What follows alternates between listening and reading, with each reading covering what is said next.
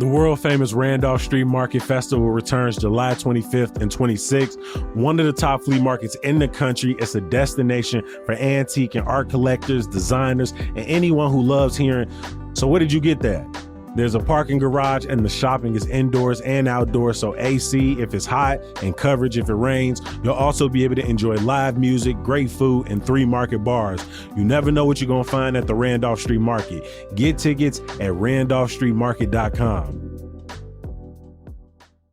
You ever see a town just quietly do something unthinkable? Bloomington, Indiana did. We were hiking the hills, sipping coffee, strong enough to make you think you could move them, debating the absurdity of greatness. Then one day, greatness raised its cream and crimson flag. A town known for hoops. We make history.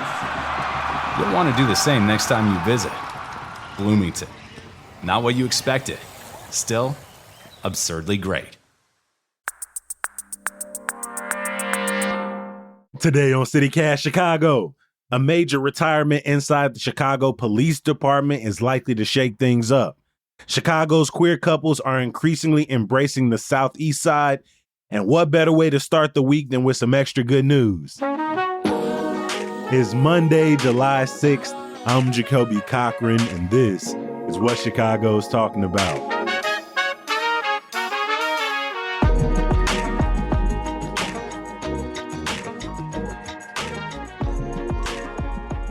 Morning, my friends. I hope y'all are coming off of an amazing weekend. We've got a fantastic show for you with 2 great guests. Welcome back, Lee John Greco. Lee, it's good to see you, my friend. Hey, always good to be here, Jacoby. We've also got Edaceli Gomez Aldana in the building. It's good to see you again, my friend. Hi, happy to be here. Let's just jump right into the stories, y'all. Last week, I got an alert on my phone that there is going to be a major retirement in the Chicago Police Department in the next couple of weeks. Lee, catch us up here. What's going on?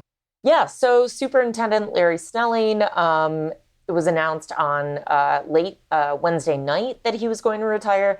This is not totally unforeseen by, people within the city, but might be a shock to some Chicagoans who, frankly, Jacoby, as you were talking before we got on here, Larry Snelling is probably one of the more well-liked superintendents that Chicago has had in quite a while, especially... Feels like a low bar, but... I was going to say, it's a low bar, particularly when you compare it to our last chief, David Brown, who came from Texas, didn't really know Chicago that well. Just to catch people up on who Larry Snelling is, he grew up in Englewood. He's been with CPD for a few decades now. And that really helped in terms of building up that trust within the force that was lost under David Brown, and also just lost during that very traumatic time in the pandemic, both for civilians and also for cops as well in Chicago. But Larry Snelling only gave 2 weeks notice for his leave, which I know is normal in a regular job, but not really for chief of the 3rd largest city in the United States, right? You would think, and the second largest police department. And I saw that, and I was like, man, he really just wanted to control the moment, because a few of his non-interim predecessors had been fired. Mm-hmm. Oh. Right. I think that was the most surprising thing for me, because it's summertime and we are, we usually see more crime in the summer. That's just according to the data. We see things like teen gatherings that always need a lot of not only just reinforcements on the ground, but more of a political presence as well. So that, I think, was the most surprising thing, saying I'm out of here in 2 weeks and not helping with the transition process. Fred Waller is going to be the interim chief, so we will still have a superintendent handling things, but... that name is familiar. Wasn't that the interim chief from May to September back in 2023? Yes. Yeah. So He has been interim before, so he's very familiar with this job, or I guess gig, however you want to call it. But yeah, Araceli, as you had mentioned, it is a strange time to leave because typically crime goes up in the summertime. And in terms of the teen trends, that has been something that Larry Snelling has hit on from the very beginning of his tenure. It's something that plays really well, especially to Chicago's business community. Yeah, I will say, just from being in those rooms when I was at Crane's, it's white, older kind of business community likes to hear from Larry Snelling that, oh, you're going to crack down on these teen trends. That has not always lined up with where Mayor Brandon Johnson is on the teen trends. He has wanted to respond to them in less of an aggressive, police way, and more of a, okay, how can we... like snap curfews and, Yes. A bunch of major arrests or roundups of young people. People have suggested punishing parents whose teens are involved in any illegal activity during one of these trends. And I will say, while there have been videos of police aggressively going after kids, the press conferences I've seen live of Snelling, he has reinforced time and time again, though, where there's an expected trend, you see a very large police presence. He has said on multiple occasions, we're not going to arrest our way out of this. We're not going to, punish parents our way out of this. And also reminded people that this is something, the reason it's called a trend is because it's not just happening in Chicago, right? It's happening all across the country, from the West to the East Coast. You see it in cities across the world as well. I do appreciate that there seemed at times to be a space for nuance, bringing in multiple resources at the top of the summer when Snelling stood next to Mayor Johnson and the fire chief and local community groups. There did seem like there was more respect for community partners and a stronger willingness to make this a all hands on deck situation, that we need all of our community partners, all of our parents, in a way that I feel like chiefs before him maybe took a more defensive tone. Yeah, and I mean, I think part of that comes from just the fact that he comes from the South Side, and even in his previous role before he was superintendent, there were protests. I think this was back in 2020, where he sort of let the neighborhood handle it a little bit more instead of just immediately having the police react to the protests. And so I think he has, a more nuanced understanding about how to empower people in their neighborhoods. Yeah. And a quick just look back on how he's handled, I think, himself in the department.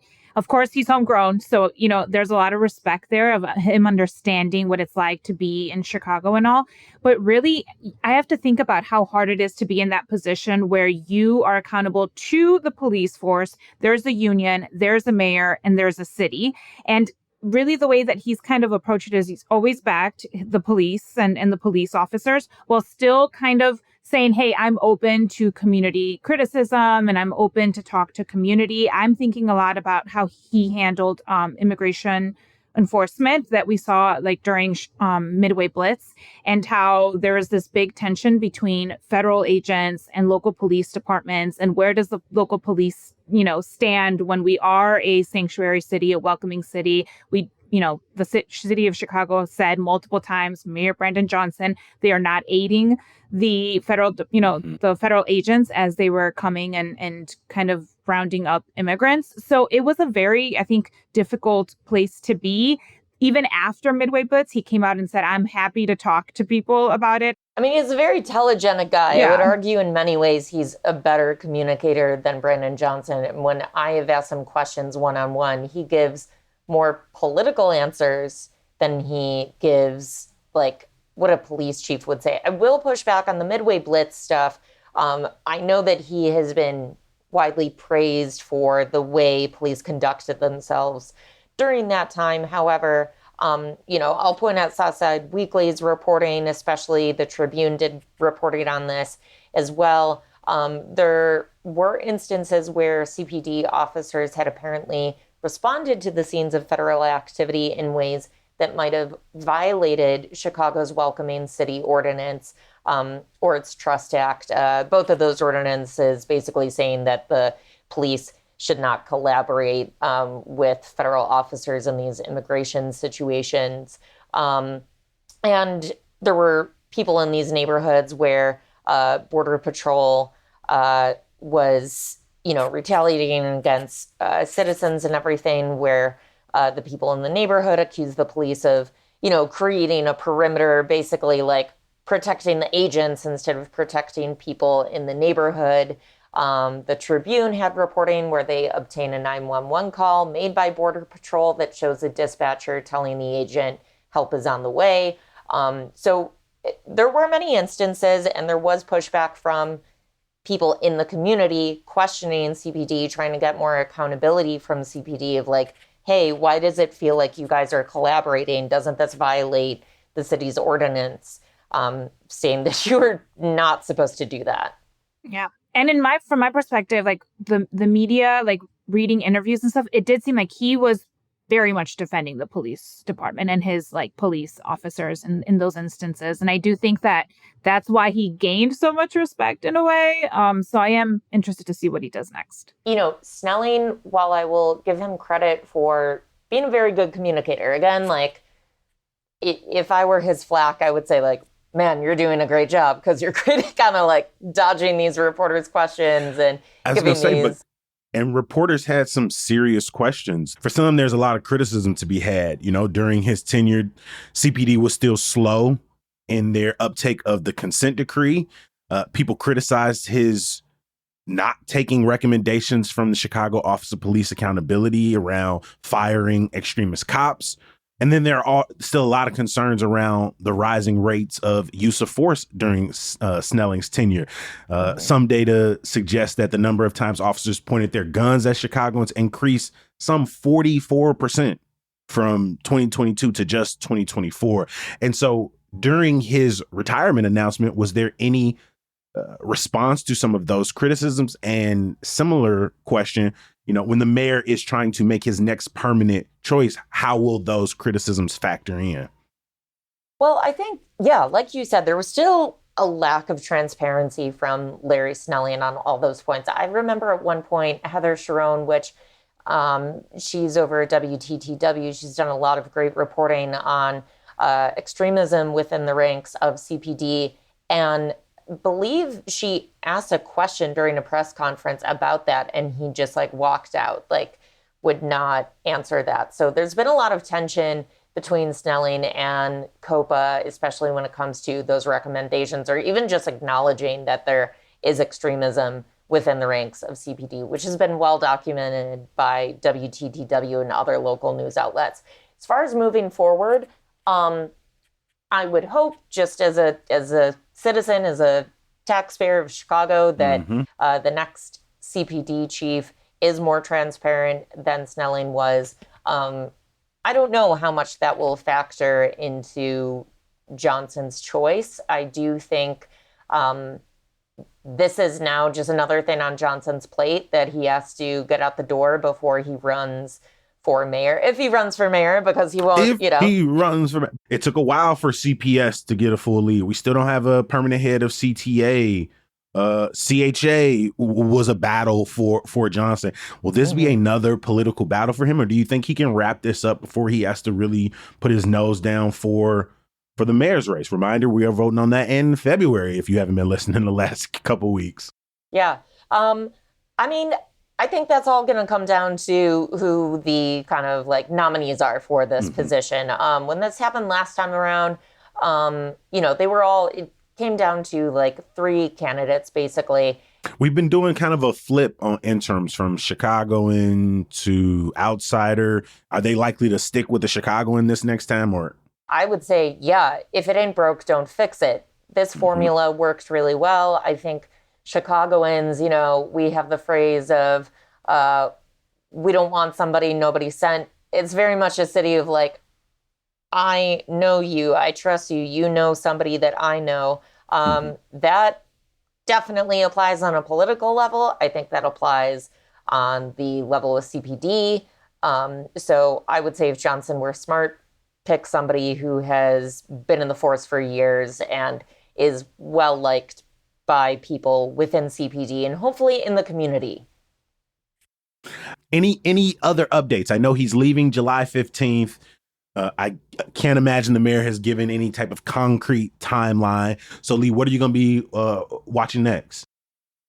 Yeah, I mean, I guess we'll see how Fred Waller does again as interim. So audition number 2. Right, exactly. So let's see how he handles the rest of the summer. Mm-hmm. And as these teen trends continue to be a thing, a lot of violence in the city has been trending down under Snelling's watch. So once he leaves on the 15th, what happens there? Do we see that tick up again?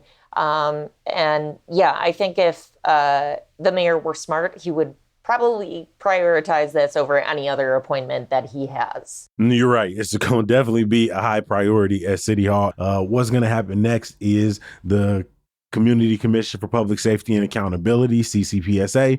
They'll conduct a nationwide search. They'll look at, a bunch of people and candidates, put together a list of probably 3 names, give that to the mayor. Most likely he'll pick from that. And then it's up to City Council for final approval.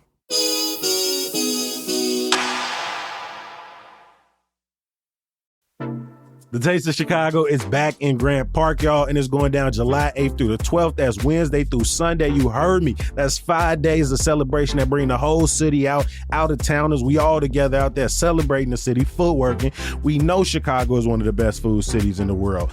Ain't nobody gonna tell me different. But whether you craving a classic neighborhood bite or you trying to discover your next favorite spot, let me put you on that Lexington Betty Smokehouse. The Taste brings all of these flavors together that make Chicago the place it is. And here's a tip. Some of the food pop-ups only happening on certain days. So check the schedule. And if you're looking for some Taylor's Tacos, they only gonna be out there Wednesday and Thursday, all right? So write it down and maybe go ahead and plan a couple of trips. Plus, we gotta talk about the music. I have been overly impressed by the performances at the Taste in the last couple years, and this year ain't no different. They got Beach Bunny, Original Coffee, Babyface gonna be out there, y'all. Julieta Venegas gonna be out there, y'all. Common gonna be out there. Of course he is. Whether you go every year, you ain't been in a while, or for some reason you on the sideline hating. Nah, man, get out there. Taste Chicago 2026. Visit tasteofchicago.us for the full lineup and more info.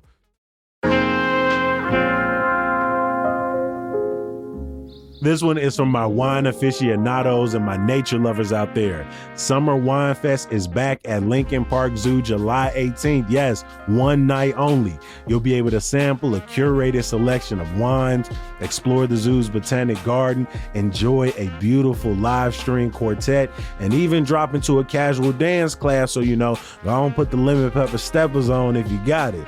Plus, there will be winery representatives and an expert horticulturist, so bring your best wine and garden questions. It'll be an enchanting evening of wine, music, and lush gardens at Lincoln Park Zoo on July 18th. But there is only a few tickets left, so go ahead and reserve your spot today. Tickets and more information are available at lpzoo.org/events.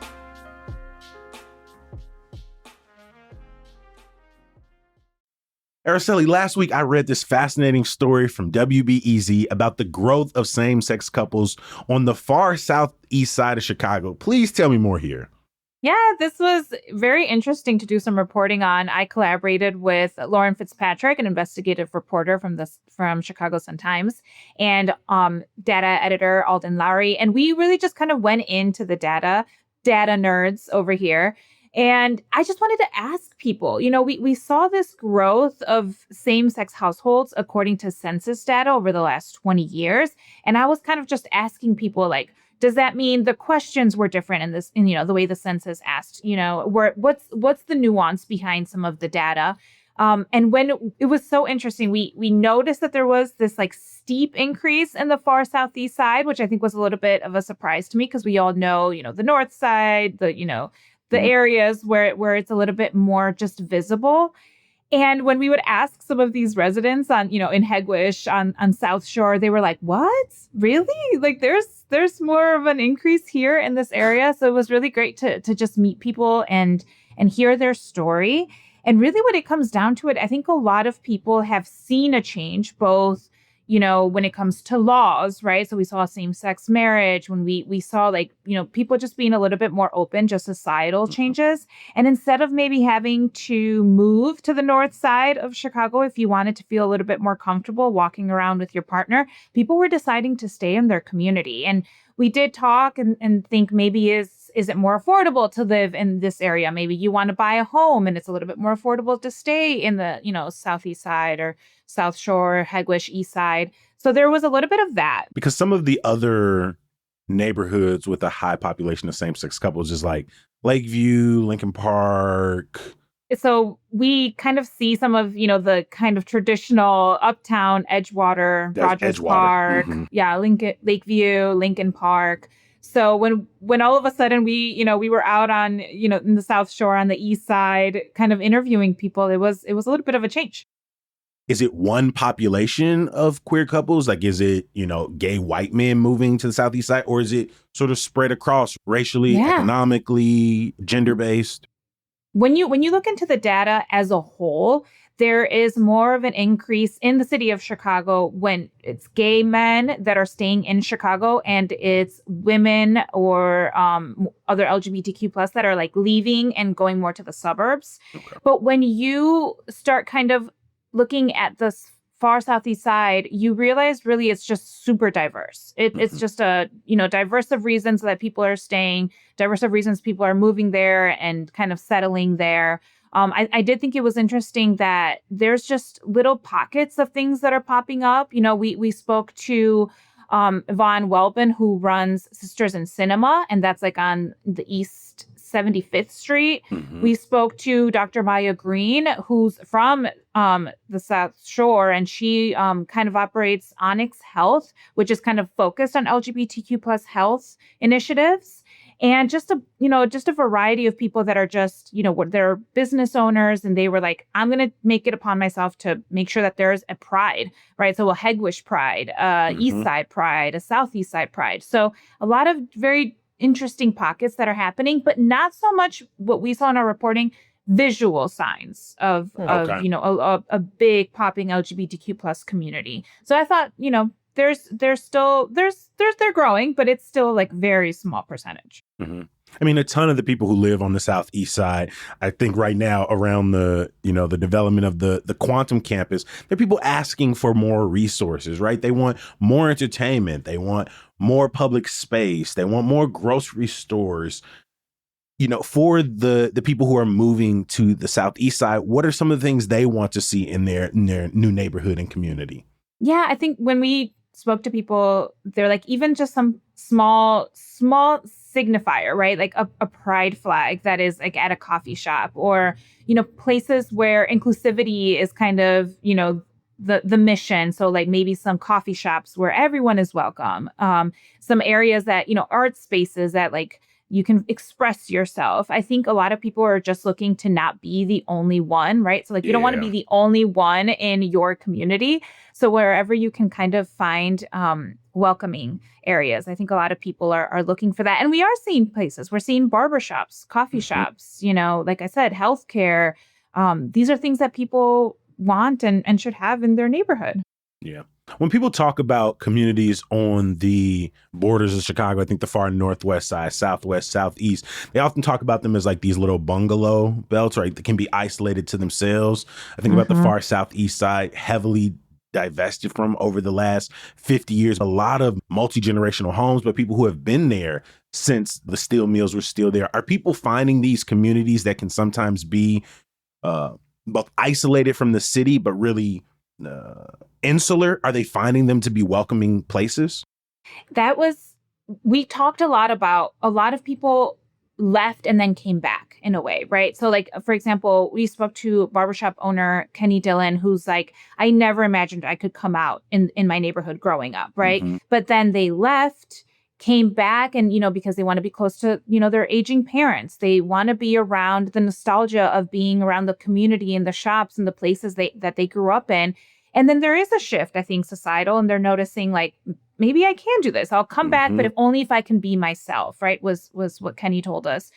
So we are seeing little pockets. I know, for example, East Side, on the East Side all the time because I'm so close I live in Whiting, so I'm so close. And there is a big Latino population. Of course, we know that a lot of Latino households are a little bit more conservative. There's religion that has a lot to do with it. But at the end of the day, you want to be close to family. So when we interviewed people, for example, in Hegwish, an owner of Hegwish Nutrition, his name is Jesse Diaz. He's like, I want to be close to my mom and my brothers and sisters and my nephews and my nieces. So you come back, and it's just, I think for a lot of people, it is, a gamble to come back with your whole self. But a lot of people are finding that they can make it work, and they can own a home, and they can make community around it. And I think, that's just such a Chicago story. Yeah, one of the quotes that really stuck with me from one of the individuals you spoke to was, Black, queer, gay, LGBTQ folks have always existed in Chicago. We are not new. People are just living. And part of living is also like how are we gathering, how we're documenting, how we're sharing, how we're building culture with each other. And so I appreciated this story so much. And my hope is that as these communities continue to grow, that not only that the Southeast side embraces, but in the same ways for people who maybe not from the neighborhood who are just moving there, that they also join up in the long hill community fight that the Southeast side is putting up to not be forgotten. And so this was a wonderful story. I'm glad you all took the time to dive into it. Thank you. Beautifully said, Jacoby. That was beautiful.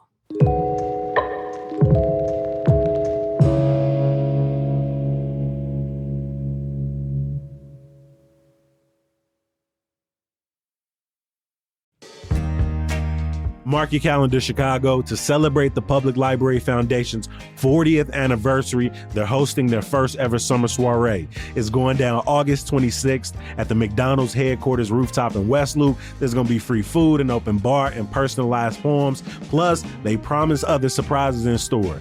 And maybe, just maybe, your favorite host will be in the building. The theme is 40 and bolder to celebrate the foundation's 4 decades of impact, building up Chicago's libraries into one of the city's most amazing resources. And your $100 soiree ticket goes towards funding lifelong learning programs like free homework help, teen internships, and digital skill classes for adults. The event is 21 and over, so don't miss the opportunity to connect with fellow library lovers over a themed cocktail. Buy your tickets at bit.ly/CPLF Summer Soiree. We've also got the link in the show notes.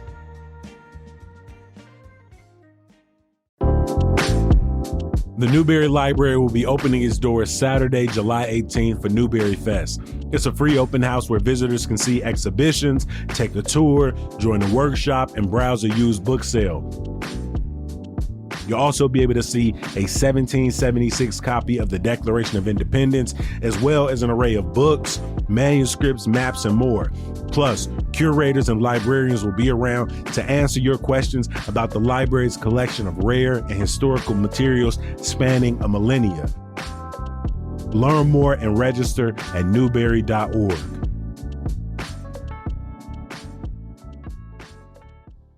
To get this week started off, we figured we would spend the last few moments on the podcast just sharing some good news. And so, Lee, I want to know, what is your good news? What is a story you recently read, an event you're looking forward to, just something positive? Yeah, sure. So I always look forward to Square Roots Festival, which runs from July 10th to the 12th. Really, I love any festival that happens in Lincoln Square. It's just a great time. It's a great neighborhood. I know we were talking about the lineup. I don't know any of the bands in the lineup. I'm gonna be real with you. But sometimes that's fun. Sometimes I think you gotta do. What's the name of the band you want to know? Like you look at the lineup and you're like, I'm interested to know more about you. Just based on their name. Just based on their name. Well, one of the top billing, or third, from the top, is Nick Lowe and Los Straitjackets. So yes. I feel like that jumps out to me. I mean, all of these sound like they could be fun. TV Buddha? I don't know. Yeah, sure. But like going to a festival in Chicago with an open mind. Like I remember I was actually kind of skeptical of that boy band cover band a couple years ago. And then I saw them and I was like, this is the best thing ever. Ediseli, what is your good news for us? What's something you're looking forward to or something you want to share with us? So at the time of this recording, I am all in on the World Cup. Okay. I am, of course, rooting for Mexico. I am keeping track of the U.S. The U.S. is also doing great. But Mexico is just, they passed the group stage with flying colors. They are now, we're all in the knockout stages. So if they lose, they're out. There was a match against Ecuador that we were, very excited for. That, of course, broke a curse for Mexico. I don't know if you guys knew this, but they had not won. Yeah, they had not won a knockout stage match in 40 years. Wow. And that last time that it happened was 1986, which was also a World Cup taking place in Mexico. My mom would tell me stories about 1986 World Cup, and I was like, I can't imagine being there. I will say big news also for people who don't know, if you are rooting for Mexico, that's great. But if you want to, maybe see some Chicago ties, there is a player on the Mexico squad that is from the Chicago area. And I don't know if a lot of people know this. So Brian Gutierrez, he's 23 and he grew up in Berwyn, Illinois. Wow. So yeah, he started off with the Chicago Fire Youth Academy. He did play some U.S. Youth National matches before making the switch to join the Mexican national team. Both his parents, born in Mexico, Mexican. So he got his nationality and he is now playing for the Mexico squad as a 23-year-old. So it's a big deal and he's local, so we can root for him. I love those stories of figuring out how people ended up on a national team when it's like a winding road. Yeah.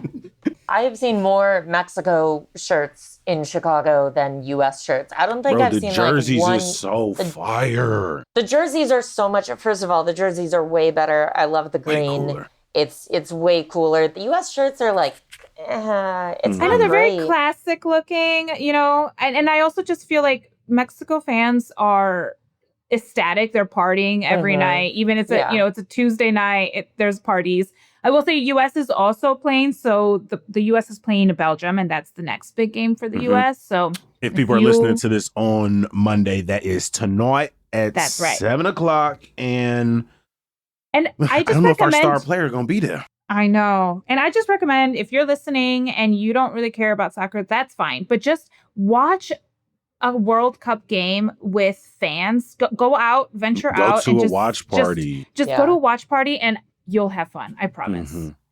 Now, I was seeing the video. I've been watching video from Mexico City. I went for the first time last year. And so seeing the fireworks in places that I can remember vividly. Packed. Yeah, it has been such a really cool experience. I have an amazing picture of that statue. And so it's been such a cool sight to see. And I'm hoping when people are listening to this that your role is still going. I know there are probably some English fans listening like, Kobe, no. What about us? What about English us? fans are there in Chicago? Let's be real. I know There's got to be at least British 6 school. of them. There's got to be at least 6 I know one. Think of me. I'll either be just ecstatic and planning the next party, or I will be under the covers. I'm going to end us up. My good news is the return of Argyle Night Market. Their first night was last Thursday, July 2nd, but they are back this week as well, running through August 27th. It's one of my favorite things. I just hop on the red line, hop off in Uptown, take the walk. It's not like a huge street festival, and so you're not there for like hours and hours, but you could pop off, get some amazing food. There's usually like some live performances. It only lasts like a block and a half, and so you do a couple of laps, maybe see some people you remember, and then for me, back on the red line, back home. And so I really appreciate that it's got a nice, like, just pull up on us real quick, enjoy yourself, and then get back to business as usual. So I'm looking forward to that. I will drop an RSVP link in the show notes. Again, it is running every Thursday, 5 to 9 through August 27th. Street food, live music, performances, so much more. I want to give a huge thank you to our guest today, contributor Lee John Greco. I appreciate you making time. Thanks again, Jacoby. And Araceli Gomez Aldana, thank you for stopping by with us. Thank you. What a joy. Before we get out of here, make sure you bookmark our website, chicago.citycast.fm. Some good news. Karaoke Storytellers is back this weekend at the House of Blues Foundation Room, and we got an absolutely stacked lineup for you. You can check the link in the show notes for more information, and please pull up on us, sign up, put your name in the hat, and maybe you can get on stage too. We're going to be back bright and early tomorrow. We'll talk to you then. Peace.